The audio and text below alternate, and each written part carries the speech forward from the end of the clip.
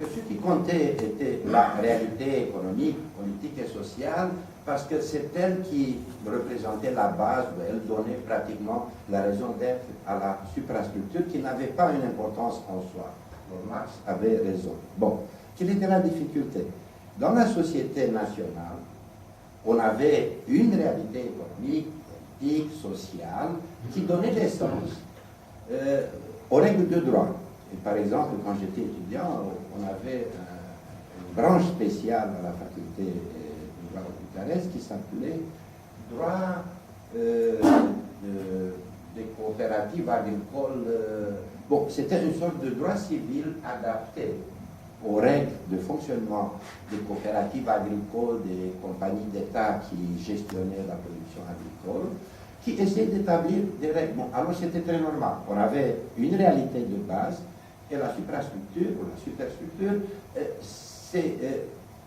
était née et se moulait sur cette réalité. Bon, quelle était la difficulté avec le droit international public? Bon, il n'y avait pas la réalité de base. La réalité de base était la société internationale, parfois anarchique, mais qui, de toute manière, n'était pas une société socialiste ou communiste ou basée sur les règles marxistes. C'était plutôt basé sur les règles de la libre compétition, la règle de la démocratie et autres. Et pour moi, c'est l'explication pour, disons, l'état assez bas et assez minimal du droit international public. Il y avait une difficulté à présenter d'une manière, disons, dans le système marxiste, le rôle, la fonction du droit international public. C'était plutôt une manière de parler d'un droit de coexistence pacifique entre des sociétés qui étaient différentes, en compétition et parfois en guerre ouverte. Et ça, c'est l'explication, je pense, pour la place mineure qu'occupait le droit international public dans la filière d'enseignement. Et deuxièmement, pour l'existence d'un volume unique, pour ne pas donner des idées aux gens et exprimer peut-être d'autres approches. Bon, quelles étaient les caractéristiques de ce droit international public? Tout d'abord, c'était, disons, l'importance essentielle qu'on donnait aux États comme sujet du droit international. Pourquoi?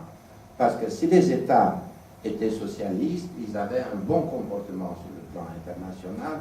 Si l'État était capitaliste, c'était un mauvais comportement.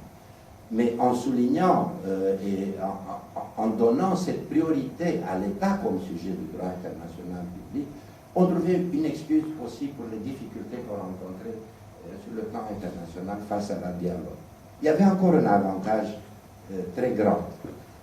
L'État était l'unique sujet du droit international public. Bon, mais si l'État était le seul sujet du droit international public, c'était une évidence que les citoyens, les personnes physiques, n'avaient aucun droit, ils ne pouvaient pas bénéficier des dispositions du droit international que par le biais de l'État.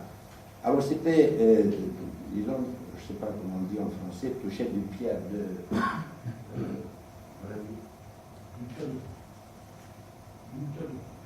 d'une pierre deux coups.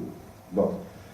Voilà, c'était, disons, une question cardinale de l'approche du droit international public. Un deuxième pilier du droit international public pendant la période communiste était le principe de la non-ingérence dans les affaires intérieures de l'État. Évidemment, c'était une sorte de parapluie, une sorte de protection contre toute chose qui aurait pu mettre en doute certaines pratiques, certaines politiques de l'État. Troisième pilier, c'était la perception sur les traités internationaux comme source fondamentale du droit international public, où l'approche était strictement volontariste, contractuelle. C'est la volonté des parties qui comptait, parce que ça donnait aux pays communistes la possibilité de bloquer parfois des choses qu'ils n'aimaient pas. Alors on peut continuer comme ça, mais je pense qu'en dehors de ces piliers, il y a eu aussi un développement, même pendant cette période du droit international public dans les pays de l'Est, parce qu'on a vu apparaître des notions qui commençaient à éroder même les piliers de la vision.